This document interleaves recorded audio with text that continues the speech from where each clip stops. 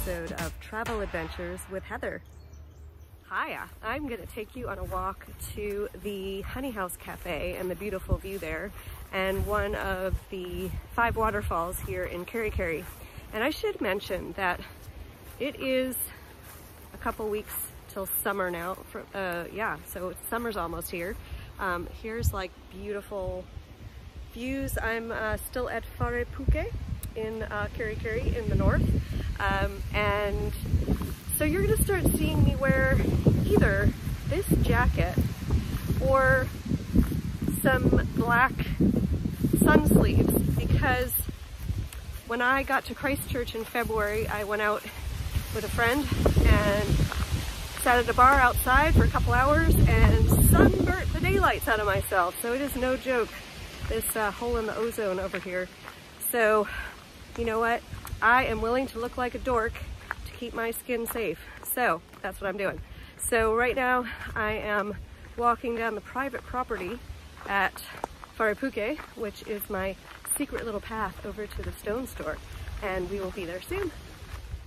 I should mention that I ordered said sun jacket and sun sleeves from Australia, and they were delivered here in the Northland of New Zealand in about 4 days. Very impressive during the pandemic. And we are now on the road, and I wanted to show you a cool little hiking trail that not everybody knows about. So I'm gonna switch the camera to the other way. So this is a hiking path that you can take to the fairy pools as well as Rainbow Falls. And there's the sign here that would make you think maybe you should think twice about taking this trail. But in fact, what it really means is that this trail is not maintained by the government. It is actually maintained by locals, and they do a stellar job. So all throughout the path, you have these great ribbons which keep you on track and some amazing views through the forest. So here is our first glimpse of the Honey House Café and the bridge and the beautiful view over here that, by the way, during the rainy season is full of rainbows, which is really cool. You know, a lot of people ask how New Zealand has so far done so well with the virus, and you know, I've been so impressed. That's why I'm still here, and actually because the government has been very generous to give people like me 2 visa extensions so far. So, you know, in my opinion, a couple of, well, maybe 3 main things. First off, this is an island, right? So, and by the way, beautiful flowers. I just want to show you these along the way. So, because it is a country that's also an island, there is no chance of other people crossing the border on by bus or train. Second, the entire country came together and did what they were told for 75 days of lockdown. We stayed inside, we washed our hands, we wore masks when we went out as little as possible, wore gloves in the supermarket as well as masks, and really took it, I was impressed, people took it very seriously here. In fact, I used to joke when I would go out for a walk and someone would walk by, we'd both veer off as far away from each other as possible, and I'd say, oh my gosh, we're doing the cootie walk, and they said, well, yeah, because one of us might have the virus. So they took it really seriously here. There were no comments about, you know, anti-maskers or how a mask represented a lack of freedom. And Jacinda is an amazing leader, and I am willing to do whatever she tells me to do to stay safe. And I still check in on the contact tracing app, which is how they've been able to keep recent scares in check. And in the end, we ended up, after lockdown, and because we've taken it all so seriously, with a lot of freedom. It's probably one of the few places in the world right now where mask wearing is only required in very specific public places. Right now, if you take a public bus, especially in Auckland, you have to wear a mask, but otherwise, places like here in Kerikeri, there's really no mask wearing. And there are gatherings, and it's wonderful. It's really wonderful. So I would say by following the rules, we've gotten the exact opposite of a lack of freedom. We've gotten much more freedom. So I feel really, really happy about that. So anyway, we're almost at the Honey House Café and this beautiful view, so stay tuned. So this is the bridge, which brings us to this stellar view, and one of the amazing places here in Kerikeri where we can see the inlet. And this has huge historic importance because it's where the indigenous Maori people and the settlers that first came here kind of met and came together for the first time. There's a historic board here, and this is this amazing view, and that right there is the Honey House Café, which in weather like this is an amazing place to sit outside for a cup of coffee. In the rainy season, the view comes with rainbows and just absolutely lovely.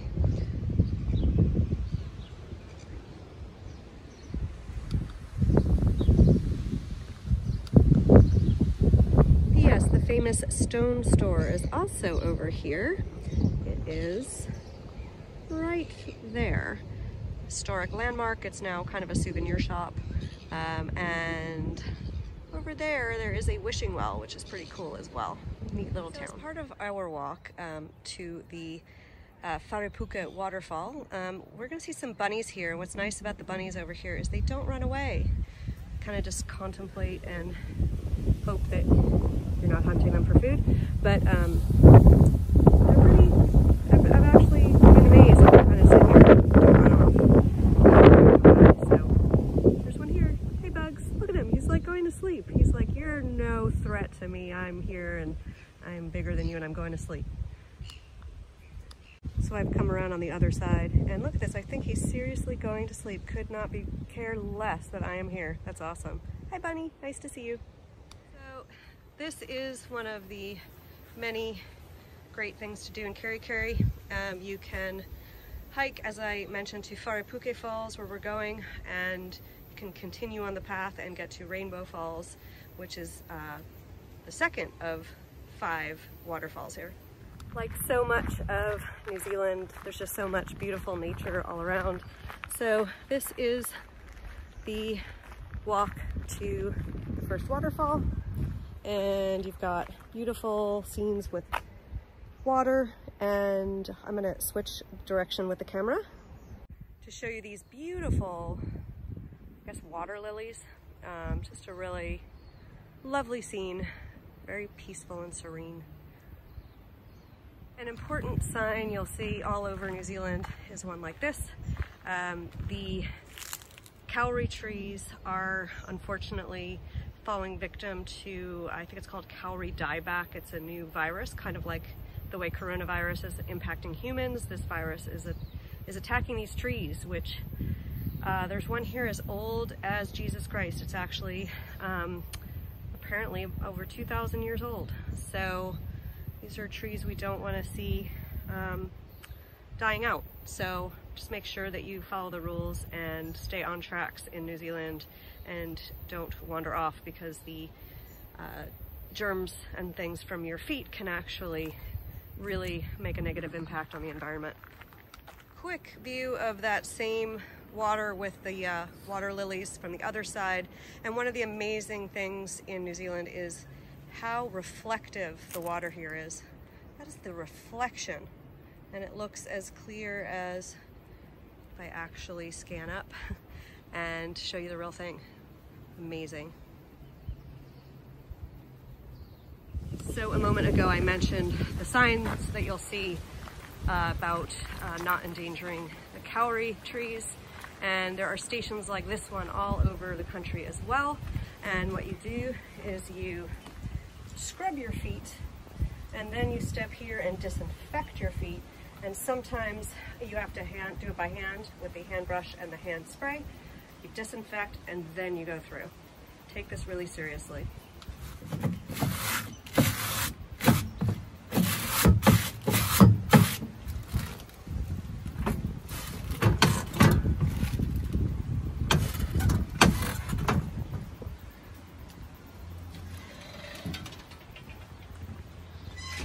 Not even that hard. So we are now on the actual trail to the waterfall. You can actually see, that's not it. That's not the waterfall, but some beautiful water down there. And it's a bit windy today. You need to have a hat that stays on your head in New Zealand. That's another tip. There's a lot of wind. Some people wear the things with like a chin strap. Looks dorky, but hey, it works. Otherwise you get a hat, baseball cap that you can like basically make so tight that your brains are squeezed, but at least the hat stays on your head. So either way, make sure you have one of those two options with you in New Zealand, or you're gonna lose your hat. And like I mentioned, the sun here is no joke. You don't wanna be losing your hat. Just wanted to give you a glimpse of the trail, which is just so beautiful. I'm really lost in nature. That's a tui bird. Gotten quite familiar with various bird calls. It's been really lovely. And I just love when a fantail shows up and just flies right by my head and seems like it's talking to me, and I try to talk back. I'm not sure that we speak the same language, but you know, that's never bothered me before. Amazing things in New Zealand are the trees, kauri and other trees.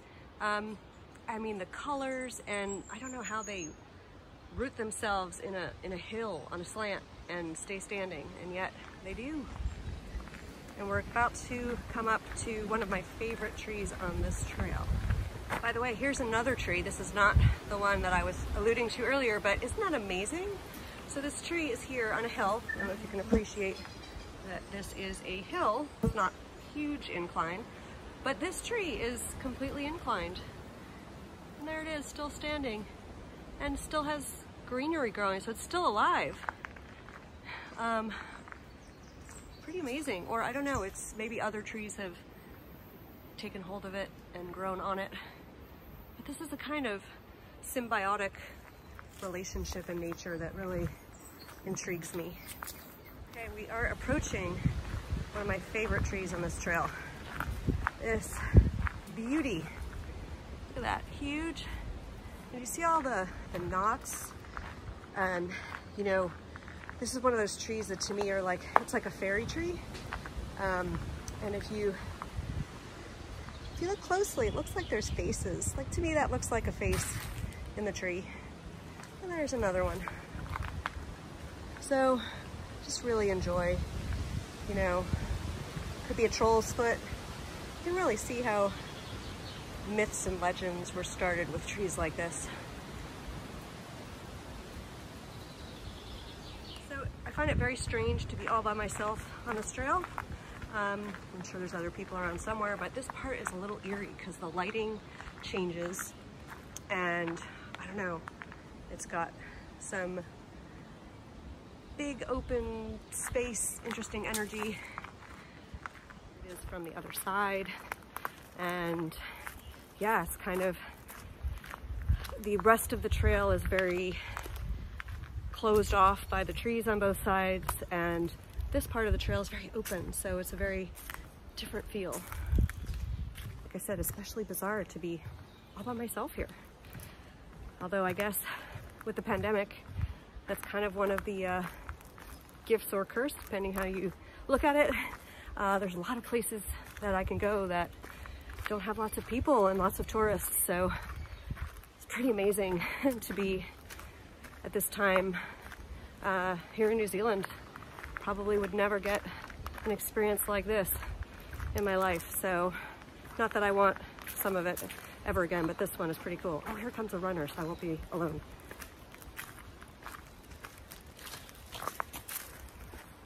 Yeah, see, there's a lot of runners on this path.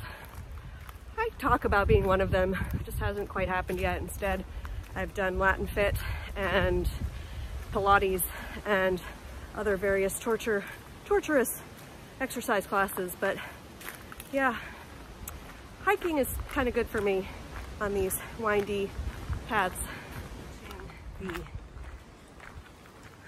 monument here on the path to the waterfall of Kerikeri's original power station.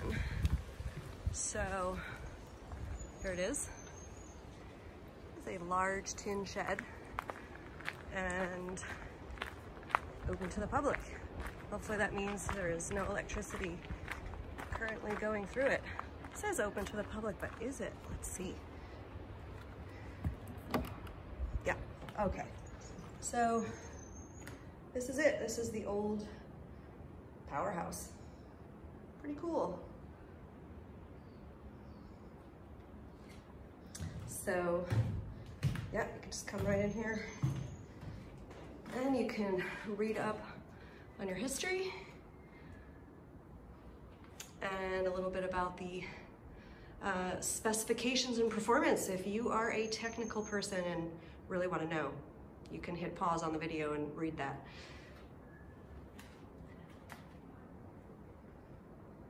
You should be able to faintly hear the noise of the waterfall that we are almost at. So I'm going to take you there and show you the view in just a second.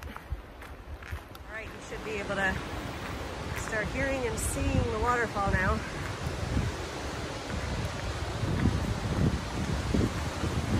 This is Wharepuke Falls.